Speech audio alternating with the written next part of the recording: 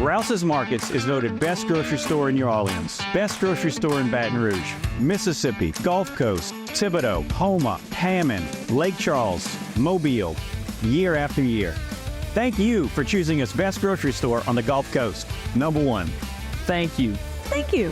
The number one grocery store In Mississippi, Alabama, Louisiana. 1 million customers a week can't be wrong. Welcome to Rouse's.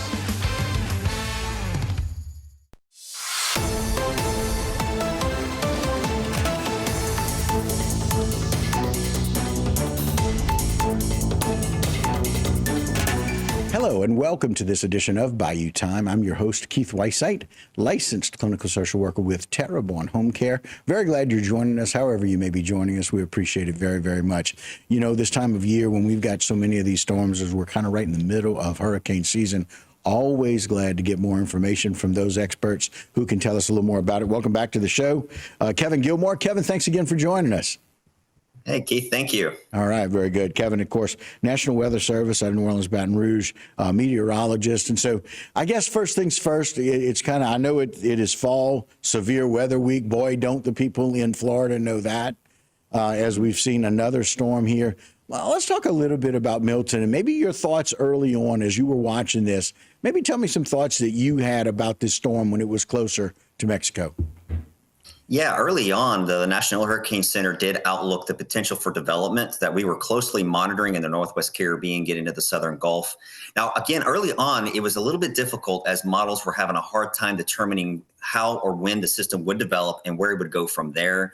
For a long time, we thought there could be a weak system. We're not really sure.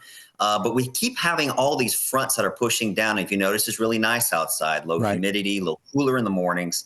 So this has actually been helping push these systems away from us. So unfortunately, what did occur was the system did develop in the Southern Gulf in a real short window for it to really develop fast. And it developed very intensely. If you've ever heard rapid intensification before, that's exactly what it underwent. It went from a tropical storm to a Category 5 very quickly. And unfortunately, that meant that Florida, for where it is, it moved to the northeast and impacted them away from us, but they had some very significant impacts from that system. Yeah, and I got to tell you, you know, we of all people here in New Orleans and South Louisiana, we know what it's like to deal with these kinds of storms. And look, I take nothing away from the people who have dealt with Betsy and Camille way back when, but, you know, for people who've dealt with Katrina and Ida, we know what it's like for these very strong hurricane systems. And again, these very high intensity, Category 3 or above, major hurricanes. And our heart goes out to them, right? And at the same time, feel a little bit maybe hurricane survivors remorse, if there's such a thing, about feeling some cool weather while they're getting slammed with another major hurricane. Yeah, I mean, again, we're no stranger to hurricanes down here. I mean, that's just how it is. And it does, you get that kind of a pit feeling in your stomach when you see someone else going through it, because we've been through it. So we know what it's like. It's just all up towards now recovery. Hopefully we can just rebuild from here like we have in the past with these devastating hurricanes that's impacted our local area. Yeah. I think of a few people here where we are. We see hurricanes ramp up, especially when they're coming from that southerly route, kind of moving north or northwest at first and then move northeast. As this storm moved almost due east, tell us a little bit about how it was able, or fortunately it slowed down after that rapid intensification in the Gulf, how it slowed down to a Category 3 when it came in. Yeah, very interesting. Interesting note about that. This was the only Category 5 hurricane to move that due east direction. So it's not common for that direction to occur. We have had Category 5s in the Gulf. We've had Michael also as well. But for it to kind of meander like it did, it kind of stayed in that very favorable window with upper level shear was almost non-existent and very warm Gulf temperatures at the time. And it kind of meandered a little bit before started feeling the upper air pattern, that northwest flow, that north and northwest flow. Started kind of feeling that system. And when it did, it kind of started to, that shear, which is not favorable for hurricanes. You can see in that loop there, you see where the eye kind of started dissipating and then the system got a little bit less organized. That's because it started feeling that increase in wind shear as it moved to the northeast, which led to it weakening from a Category 5 to eventual landfall as a Category 3, still bringing significant impacts. But thankfully, it wasn't anywhere near as strong as it was when it was in the Southern Gulf. Right, right. And so, Jason, thank you very much for those graphics. And again, we know what those feelings are like. Let's talk a little bit about how we're better prepared now, this 7-day outlook, which I know, doesn't really say where this is going, but it gives us a little better idea. And for most of us, we knew that we were having this front kind of moving down that was kind of keeping that storm not at bay, but in Gulf, if you will, keeping that in the Gulf. And that 7-day outlook from you as a meteorologist.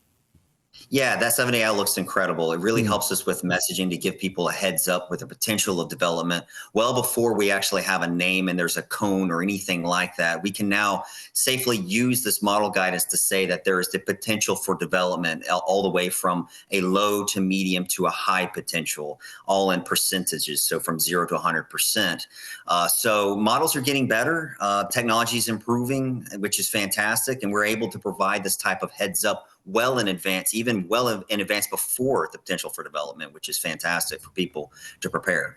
Yeah, I really appreciate that information. And we're going to share some of that. We're going to take a break. But when we come back, we're going to talk a little bit more about that as well. And so I got to tell you, for all of those people in Tampa, all of those people along the whole, southern Gulf, southern part of Florida, our thoughts and prayers are with them still as they kind of open their eyes to see what has happened. And those floodwaters, as we talked about, can be so very dramatic. The difficulty with seeing where, in fact, all of that storm surge has impacted. And one of the things on the Weather Center they kept talking about, or the Weather Channel they kept talking about, was the increased rains on top of that.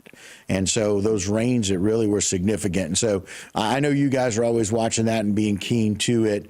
We appreciate your insight for sure. We're going to share some really good information that you've been able to give to us that we can share with the public, and the value of knowing those storms are coming early and what to do about it and what we can do even earlier. So, Kevin, we thank you for your time. We'll take a short break. We'll come right back with you, if that's okay.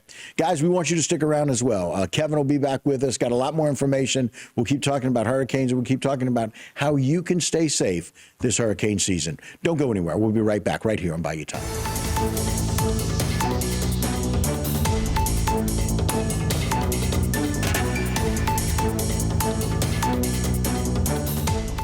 Today's social media segment is brought to you by South Louisiana Bank. It's better when we bank together. Waits and Downer, attorneys at law. Terrebonne Ford, built Ford tough.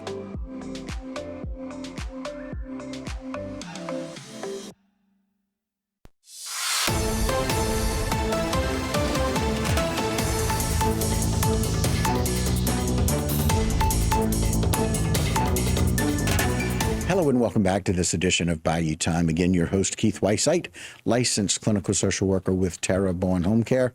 Very glad you're joining us. However you may be joining us, we appreciate it. And listen, it's always good to get information from people who can really prepare us, give us better information. We feel like in South Louisiana that we're kind of experts on hurricanes, but guess what? We should always rely on those people who are meteorologists that can help do that. Welcome back to the program, Kevin Gilmore. Kevin, thanks again for joining us. Thank you, Keith. All right. And so, listen, talking a little bit about the fact that this is fall severe weather week. And there's a whole lot of people that live around the Gulf Coast that already know, but it's officially fall severe weather week. What does that mean for us here? Yeah, that means it's that time of the year where we need to start preparing. We're coming up where, as you've noticed, the weather's getting a little bit cooler out, which is good. However, we get the clash of air masses. That means we're going to start to see some more thunderstorms associated with that. And with that comes with the risk of severe thunderstorms, tornadoes, high winds, hail. We know all of that can start all the way through beginning in fall, through winter, and through spring. So now that the weather's nice, this is the time we want to get people kind of to get in that mindset that we're now kind of starting to focus on that severe weather season, the severe weather preparedness, and what we can do to stay ready. Gotcha. I got a couple of slides that you wanted to share with the public about how they can do that. First one is about being prepared and one way to lessen some storm anxiety.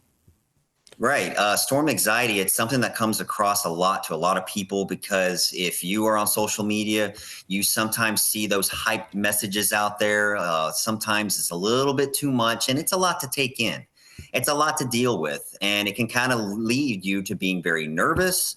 But we don't want you to be nervous. That's why we talk about preparing. Preparing is the key part here. If you're prepared, there's no reason to be anxious. If you're prepared, you're ready for it when it happens. It could happen. We can't stop it from happening, but we want you to be prepared in case it does. And don't be anxious. Don't be nervous. We'll be prepared. If you're prepared, we'll be able to get through it and everything will be all right. Well, that and be able to rely on what is reliable sources of information. Almost every year, my boss sends to me some cone of a system that's coming. And every year I say, let's make sure that that's reliable. So we turn our attention to you guys, turn our attention to National Weather Service, get our information from the National Hurricane Center. Let's find out that information that's reliable and trustworthy rather than some people who, quite frankly, are just trying to draw up drama. Exactly. That's why we always say follow reliable sources. Broadcast meteorologists, they do a great job. They're relaying this information from the National Hurricane Center. We're relaying the National Hurricane Center information as well. So following official sources, again, we always say this a lot. We're not going to hide anything from you. Our job 24/7 is the protection of life and property. We're going to be here for you. We're going to pass along the information that we know.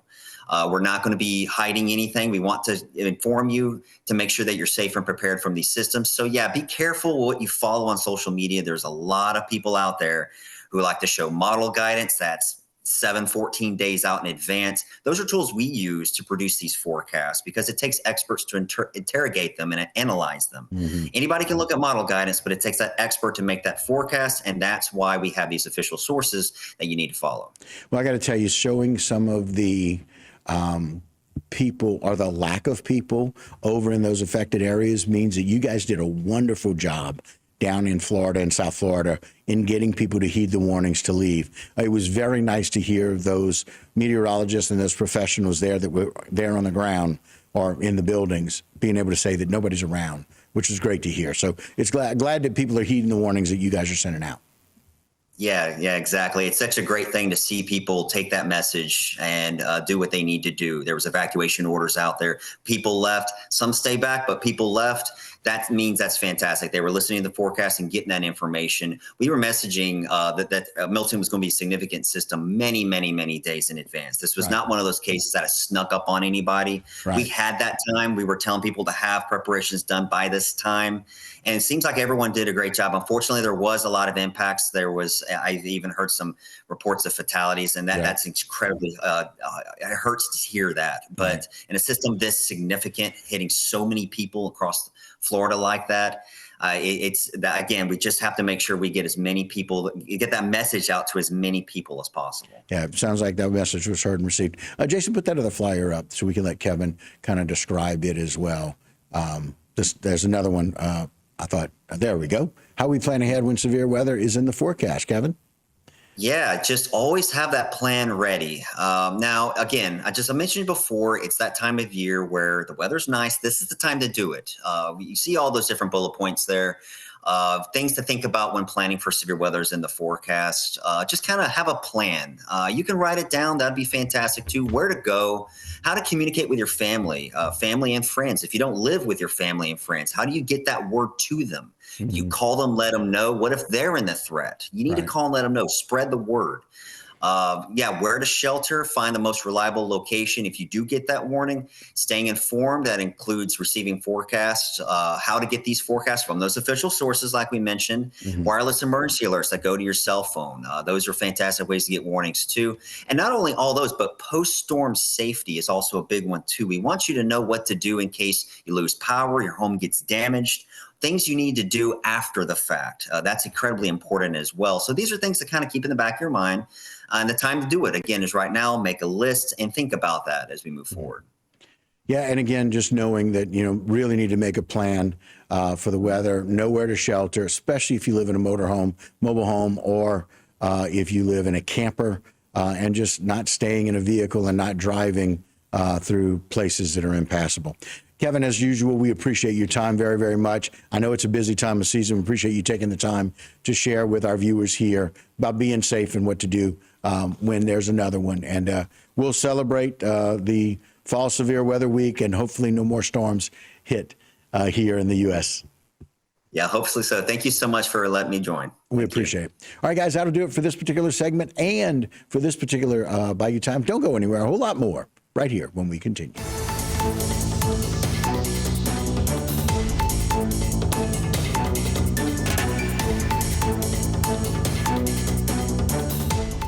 Today's social media segment is brought to you by Alford and Associates for all of your insurance needs. CIS, Cardiovascular Institute of the South, the highest quality cardiovascular care available. Barker Honda, the Barker family tradition of quality.